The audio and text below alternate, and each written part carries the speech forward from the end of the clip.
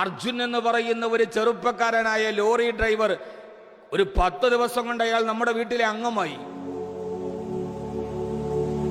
രാത്രിയിൽ കിടക്കാൻ നേരത്ത് ഉമ്മ മോളോട് ചോദിക്കുന്നു, അർജുന്റെ കാര്യം എന്തായി? മോള് ഉമ്മയോട് ചോദിക്കുന്നു, അർജുന്റെ കാര്യം എന്തായി? രാവിലെ ഉറക്കത്തിൽ നിന്ന് എഴുന്നേറ്റാൽ ഉടനെ ആദ്യം നമ്മൾ കഴിഞ്ഞ 10 ദിവസങ്ങളായി നമ്മൾ നോക്കിയത് നമ്മുടെ കുട്ടിയെ കുറിച്ചല്ല, അർജുനെ കിട്ടിയോ ഇല്ലയോ. നിങ്ങളൊന്ന് ആലോചിച്ച് നോക്കി. ഇതാണ് മനുഷ്യൻ, ഇതാണ് പച്ചയായ മനുഷ്യൻ, ഇതാണ് വികാരങ്ങളെയും വിചാരങ്ങളുമുള്ള മനുഷ്യൻ, ഇവനാണ് നന്മയുള്ള മനുഷ്യൻ. 10 ദിവസം കൊണ്ട് അർജുൻ എന്ന് പറയുന്ന ഇതേവരെ ഞാൻ കണ്ടിട്ടില്ലാത്ത ലോറി ഡ്രൈവർ ചിലപ്പോൾ എനിക്ക് അനുജനായി മാറിയിട്ടുണ്ടാവാം, ചിലപ്പോൾ എനിക്ക് മകനായി മാറിയിട്ടുണ്ടാവാം.